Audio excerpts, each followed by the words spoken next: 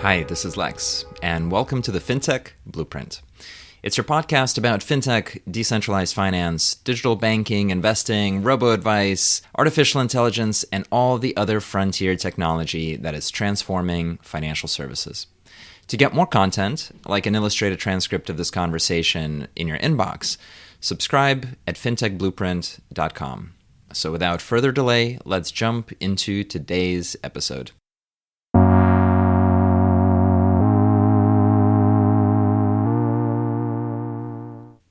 Today's podcast is a collaboration with Consensus, the market-leading blockchain technology company. Given its core position in the Ethereum ecosystem, we're able to bring you the most captivating industry insiders, from technologists and entrepreneurs to designers and creatives from all around the world. So join us for inspiring conversations on the future of finance, crypto, and what is making up the new decentralized web. And with that, let's get into it.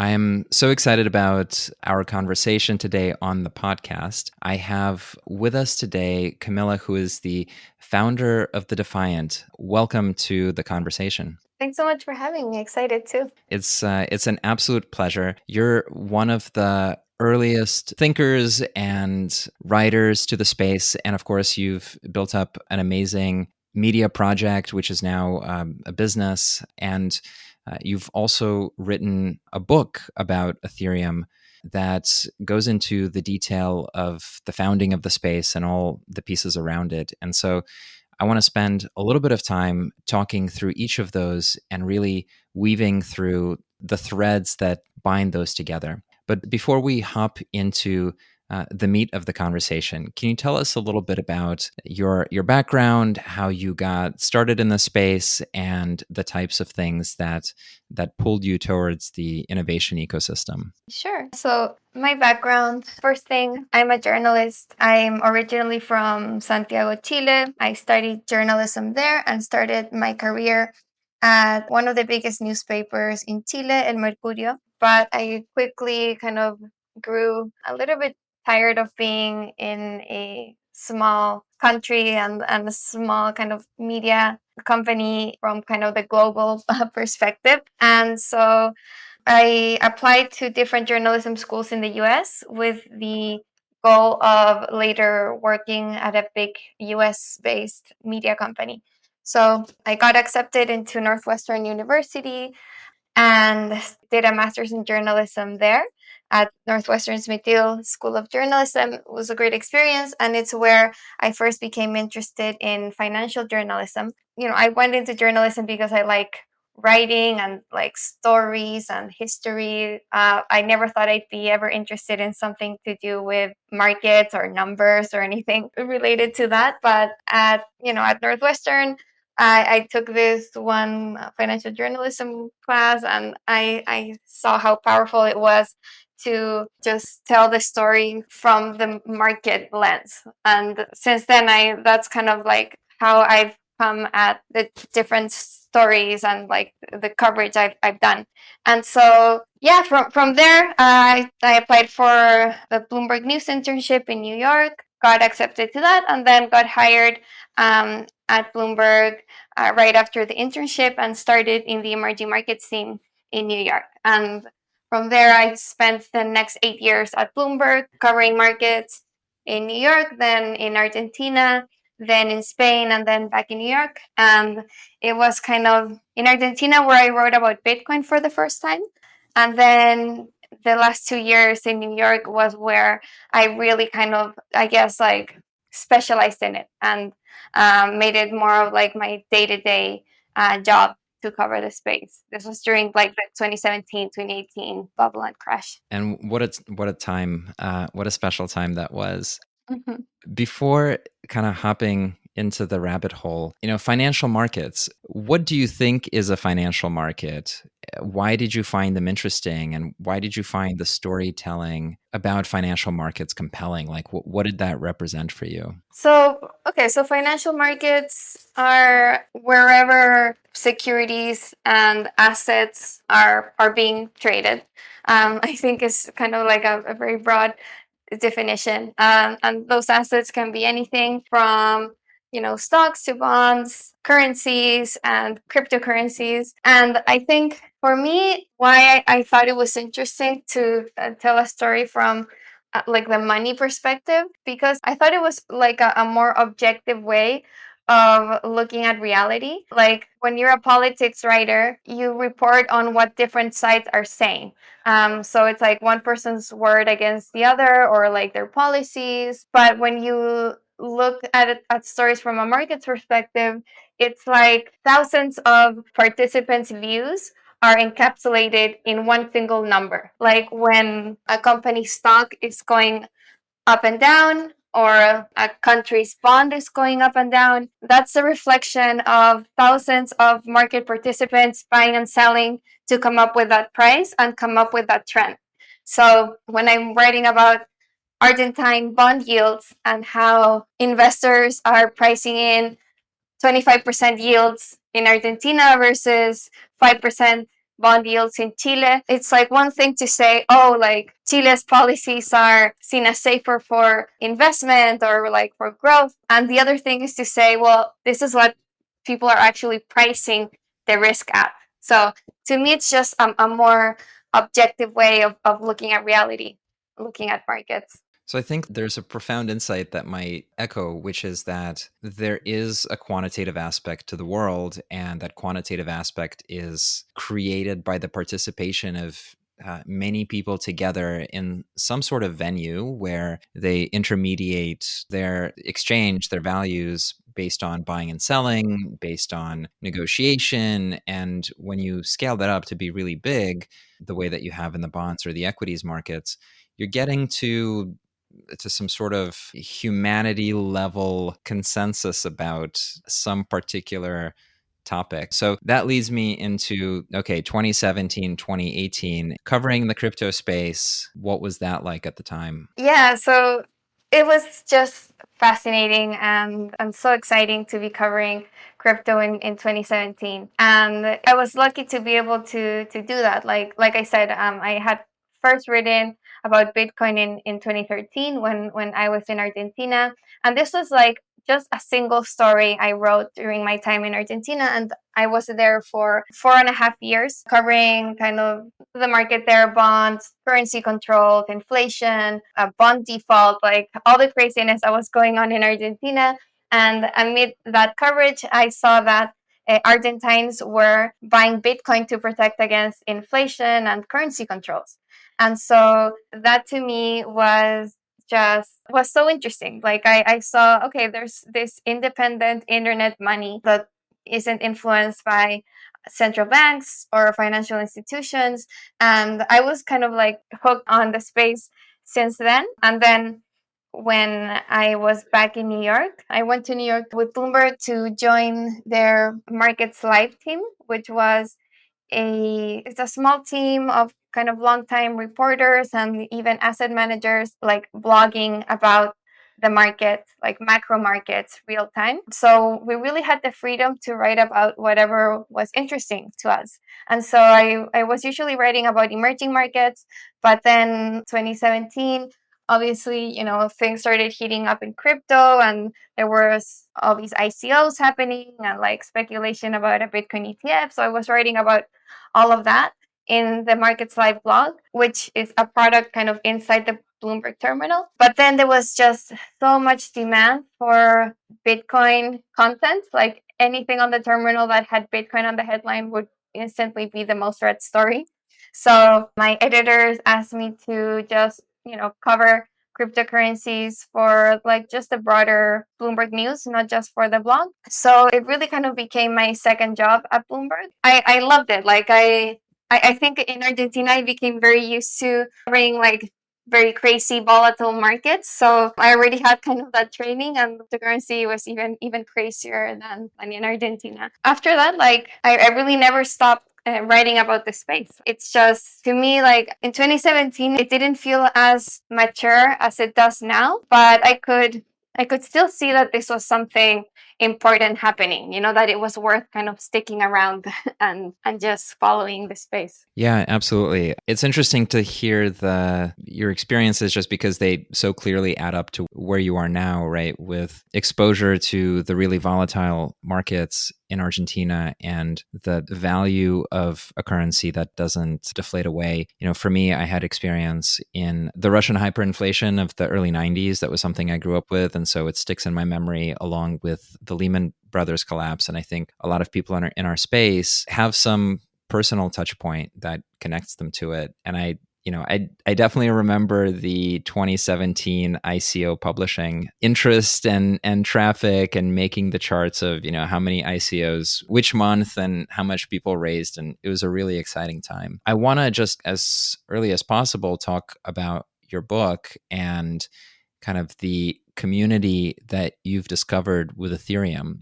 When in your coverage did you realize Ethereum versus Bitcoin, or maybe not versus, but Ethereum adjacent to Bitcoin, and that, you had this book in you? I think at the end of 2017, I really thought, something important happened. Like this explosion that we witnessed in cryptocurrency in 2017 was just crazy. And like the billions being poured into ICOs and the Ethereum and Bitcoin skyrocketing many times over their price at the start of the year, and just everyone talking about it. And, it just seemed like it was something worth documenting in a more permanent way. And I guess, like, as context, I always was on the lookout for a book idea. Like, writing a book has been one of the things I had always wanted to do since I went into journalism. And so I was always kind of looking for where my book would come from. And covering crypto, I felt for the first time that this was a space where I could contribute something to. Because in Argentina, I was also kind of like on the lookout for a book idea, but because I just didn't feel that it was kind of my place to write a book on something on Argentina. Maybe it was, I don't know, like maybe I shouldn't have felt that way, I don't know, but it just seemed like there were so many other more kind of veteran reporters who had spent decades covering Argentina, or like who were actually Argentine. And I don't know, I just felt like a lot more of an outsider. But in cryptos, since the whole space is new, like it hasn't been around for decades, and much less like reporters covering it. So it just felt like a space that was new enough that nobody had really claimed a stake there and say, I'm kind of the expert in the field and I should be the one to write the story. So like thinking of it from like a startup perspective, like I did feel I had the right to win in writing a book. And so that's kind of the first step. Like, okay, like first thing is feeling, okay, this is a space that I can write a book in. I do have something valuable to say. Like I've been covering it at one of the main financial media companies. And then the next thing was why Ethereum. And I started kind of thinking about what the biggest, most interesting story was to tell. And of course, like Bitcoin is the first thing that you would think of. But that story had been told very well before with Digital Gold, and other books had already been written about Bitcoin. People kind of knew the story a lot better than for Ethereum. And so Ethereum is the second biggest blockchain by market cap, and it had fueled so much of the craziness that was going on in 2017 with ICOs. And just like fundamentally, it did feel like a development, like a step forward from Bitcoin. Okay, this was the first smart contract blockchain. It's trying to push the boundaries of what distributed ledger tech can do. So even if like Ethereum didn't end up succeeding and winning and becoming kind of the world computer, it was still worth telling the story because it had already made history. Like it had already pushed the boundaries of blockchain. It had already fueled the fire of like the 2017 cryptocurrency bubble. So I thought, okay, yeah, there's a book here. And incredibly, nobody had really told the story behind Ethereum, like story of how Ethereum was created from like the people perspective. The technical story, you can find it online, but you couldn't really find the people story anywhere. So that's what I set out to do.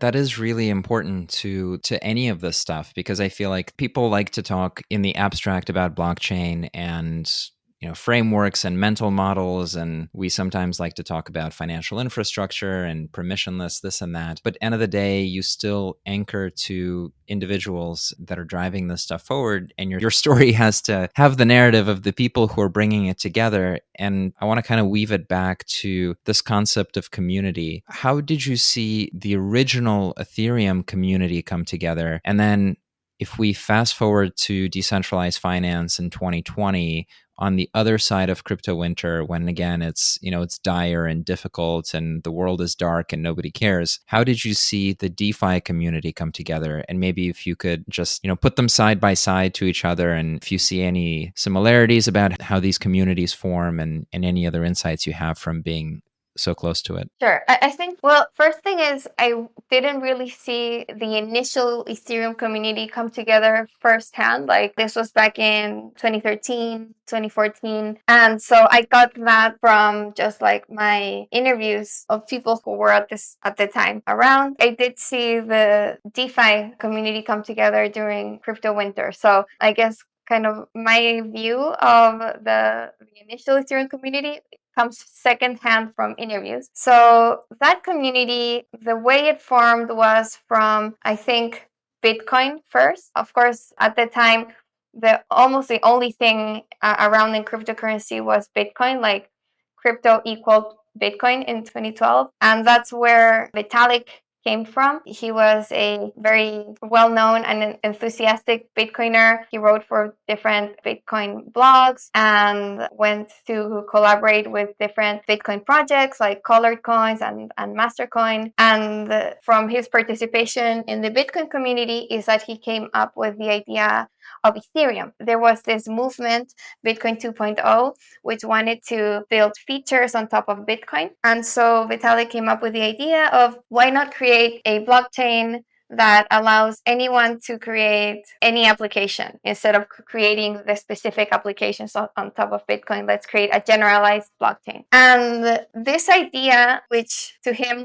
seemed very obvious, he thought there must be a reason why this hasn't been done. Maybe it just can't be done. But he came up with kind of like a very rough concept, a white paper, even kind of ideas for like the first dApps that could live in this blockchain. And I wrote a story on this, and dApps at Vitalik list in the first white paper. It's pretty much mapping out DeFi today. It's just really interesting. But anyway, so the initial Ethereum community really sprung from the Bitcoiner community, people around Vitalik who believed in his idea and wanted to follow him and make this dream a reality. So it was people who believed that they could do something kind of crazy like this, because Vitalik also showed this white paper to whoever was close and whoever he respected. And some people came on board and others said, this is way too complicated. It's so complicated that it introduces safety risks. And so they didn't want to follow him along. So I think the initial Ethereum community were kind of the more adventurous Bitcoiners around Vitalik at the time. And they coalesced in Skype groups. For some reason, Skype was kind of the main way they communicated. And they, started kind of talking there and then met up in Miami at a Bitcoin conference where they announced Ethereum, and kind of the rest went from there. So I think the Ethereum community in 2018 era and on, they didn't necessarily come from Bitcoin in the way that the initial Ethereum community did. Some developers came from Ethereum first. Some had looked at Bitcoin before and thought it wasn't very interesting because they weren't inspired by the hard money aspect that draws Bitcoiners in. When they looked at Ethereum, they came to Ethereum from just the technical aspect of, oh wow, I can build stuff on top of this platform. And so you have people that come to Ethereum and join the community because of the tech first and not because of the ideology. And so I think that starts to kind of shape the Ethereum community. And so you see a little bit more of a diverse community on Ethereum than on Bitcoin, at least from my perspective, I found. And you also have developers who were disappointed with their experience on Bitcoin, that they had tried to build their project on Bitcoin and found that it was impossible to do. So they came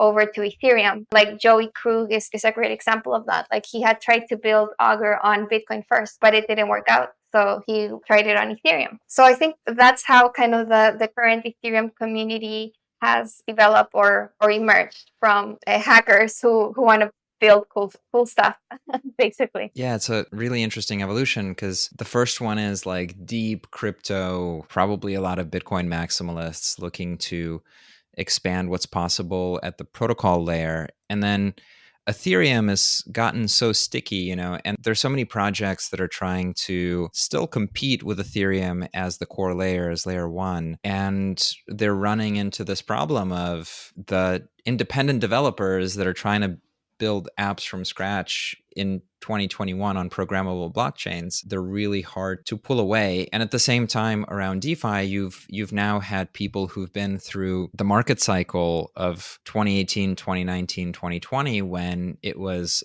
unpopular to have chosen this career and this sector, who've emerged with multi-billion-dollar protocols and who've really figured out how to work together and how to move very quickly. And so it seems to me that sort of the location of the game continues to move forward really, really quickly. And today, when we're recording, Beeple sold in a Christie's auction for, I believe, $69 million an NFT of his collected digital works. And there's now another movement around crypto art, non-fungible tokens, music, and creators more broadly. And so I want to use that as an excuse to ask you to think about how you're now seeing media and the creative industries moving into the space, and then maybe connect that to the Defiant and how, as a creative, as a writer, how you're thinking about this next generation of, sort of like the media industry and business model on blockchains as well. So it's been really interesting to see what's happening with NFTs and digital art, because it really is bringing a new wave of users onto Ethereum and onto blockchains. I think with DeFi and with ICOs and just crypto in general, before NFTs, I think you can have a before and after the NFT craze of 2021. So before this boom, the main people who were coming to crypto were interested in trading, like interested in crypto for the financial perspective, the hedge against their currency, their digital gold, yield farming, putting money in ICOs. All of the previous crypto booms were surrounding just trading and investing. So NFTs is drawing a very different crowd. They are creators and artists.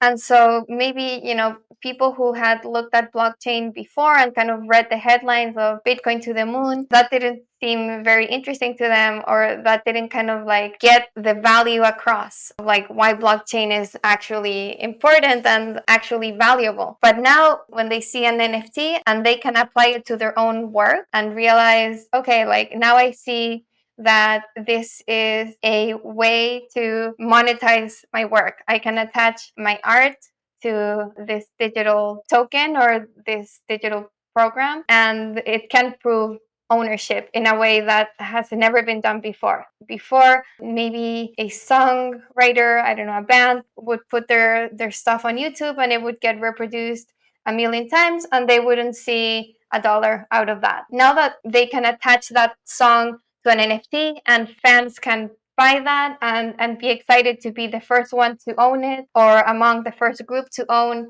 this band's NFT, now that they can actually monetize their work.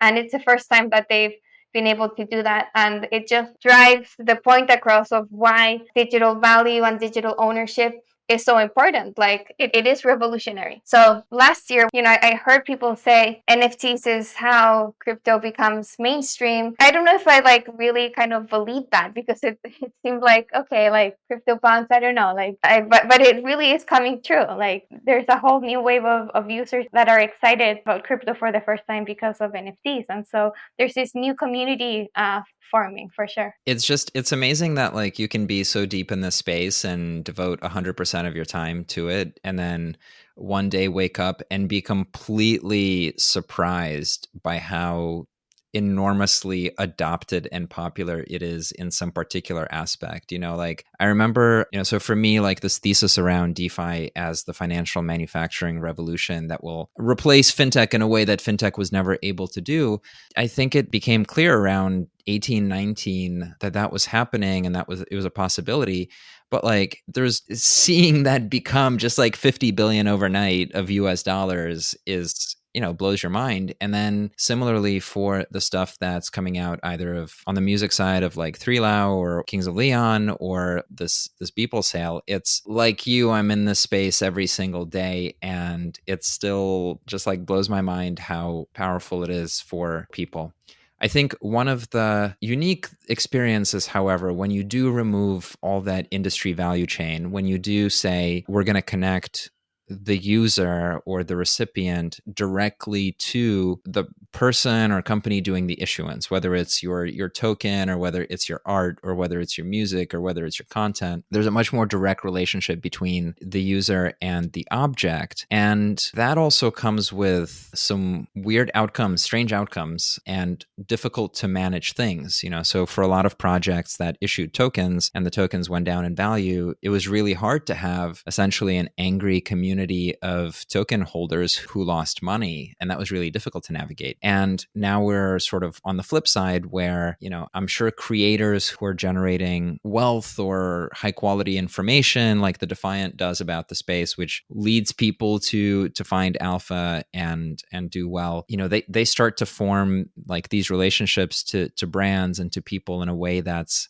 somewhat novel and also really quickly. And so, going back to what you do with the Defiant and then like your personal journey through the space as you get more of a profile and as you become in the center of the network, what has that experience been like to relate to people who have that direct relationship with you and they're sort of like attributing qualities to you or the brand that you're like, where did that come from? Yeah, no, it's definitely been interesting. Let's see, like the Defiant started as a Substack newsletter in June of 2019. And this was at a time when if you were in the space, you definitely knew about DeFi and you knew it was just groundbreaking, but it wasn't as a sure thing as I think it is now that, okay, like this is here to stay. But I just thought, there's something real here. Like there's actual value being created. Protocols are working. They have real users. They are transacting real money. And nobody is really covering the space very well. In, traditional media, of course, wasn't paying attention. Crypto media wasn't even covering it very well or very often. At the time, there wasn't any DeFi focused newsletters, like the Defiant was the first one. And so I thought there's an opportunity here to kind of lead the DeFi content. But I still thought, this would just be a side project. Like this is going to be a newsletter that I do in the evenings, and that my main job would be to be a freelance journalist writing about tech and finance. Like that was my plan when I left Bloomberg 2019. In like January, I left to finish my book, but also because I wanted to be an independent journalist and write for magazines and write kind of big research pieces and that sort of thing. But I was really kind of like fascinated by DeFi and wanted to kind of have an excuse to just cover it and write about it day to day. So that was kind of how the Defiant started. And just sending the first few emails was just extremely frightening to me and just thrilling, because up until that point, I had had the Bloomberg name to protect me for the past 8 years. So, I turned in stories and like 3 different editors looked at them, and they were vetted and they were like bulletproof. And if anything happened, it was still kind of a Bloomberg story. And I didn't have to kind of like deal so directly with my readers and the good and bad that comes from that. I didn't get kind of as much praise for the work because it's kind of like expected that a Bloomberg story will kind of do the job. And I was also protected from any criticism or backlash, because whatever, like it was a huge company behind me. So that was scary to do, to be just like on my own. Like I was deciding what to write. Nobody was editing, and readers could come to me directly, and it was like my name, my brand. So that was very scary, but I quickly found it was incredibly gratifying. I don't know, it's a feeling that I hadn't had since I think kind of maybe the very early stories I published at Bloomberg. It was just having kind of my own way to communicate with readers. Started becoming, I don't know, a little bit addicting, you know, like I really liked having that very close knit community, like having people who were receiving my newsletter and kind of my words directly in their inbox every day. So instead of a side project, the Defiant really became my full-time job. Like as soon as I finished my book, I had kind of that decision to make. Like, am I going to go all in on the Defiant, or will I pursue kind of this independent journalism route? And from kind of all the feedback and growth that Defiant had in just a couple of months, it really became clear that there was a need for high quality and actual like professional journalism about DeFi. Still today, like very few people are doing that.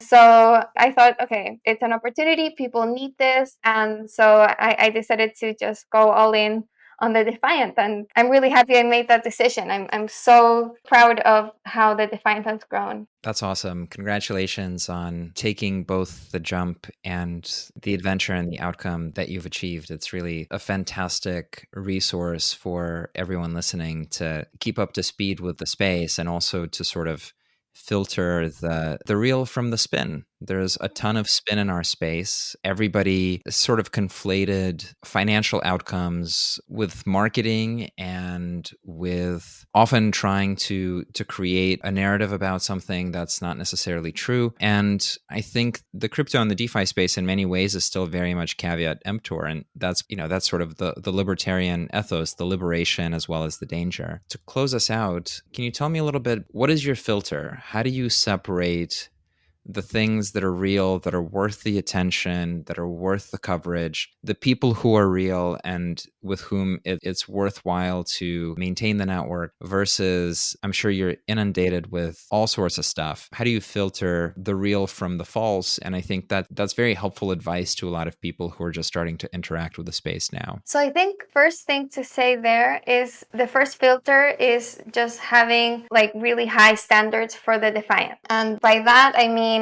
editorial content is editorial content. It's not marketing, it's not paid for. And I think that's important to say because of the level of requests for placed content and for paid editorial content. Like, how much does it cost for you to write about my project in your newsletter? I know that it's happening in the space, that people are passing off content when it's actually marketing. And you can actually, start to see it in other publications. And I think that's very dangerous. You're actually deceiving readers when you do that. So the first thing is, at the Defiant, there is a clear division between what is editorial content and articles in the newsletter and website and podcasts. Like my podcast guests, they don't pay to be on the podcast either. And what is sponsorships? Like, my sponsors are at the top of the newsletter. They are kind of regular ads. If I have a sponsored post, that's written by the brand, it's not written by me. So there's kind of like a clear separation between what's marketing and what's kind of actual editorial content. And then how do I filter what should be editorial content? And I think it's like it just comes from experience to be able to tell what's like an important or like a real project. But I think like it really helps that we are guided by facts. And I mean, that seems obvious, but we write about things that actually happen.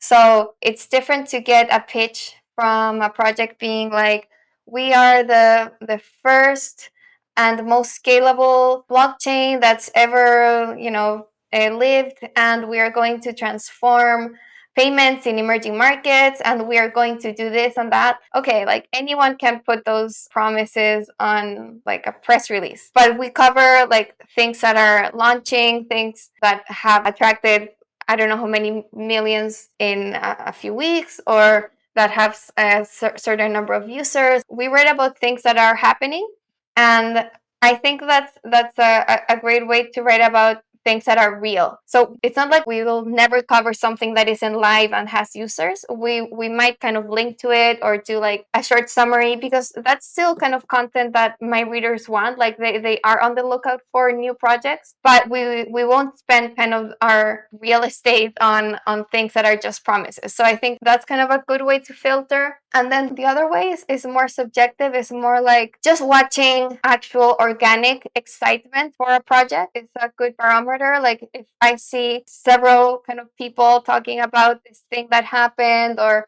like a lot of engagement on like Twitter or Reddit, and you get to a point where you can tell whether, oh, this is just their own marketing and bots, or like whether this is actual engagement. So I think that's a bit harder to do if kind of we are picking up these signals and we see like people on different channels and just like separately talking about something, then that's also a good sign that we should be covering it. Absolutely. There is reality and there are facts and things actually happen in that reality. And it is not just all Twitter bots swirling around in chaos. And so I definitely agree with you that you do need judgment, but there is a there. Thank you for sharing your insights. I want to recommend that everybody check out The Infinite Machine on Amazon, and of course, subscribe to the Defiant. Anywhere else that our listeners should find you and connect with you? Well, I think Twitter is the best way to connect with me. I'm at Camila Russo.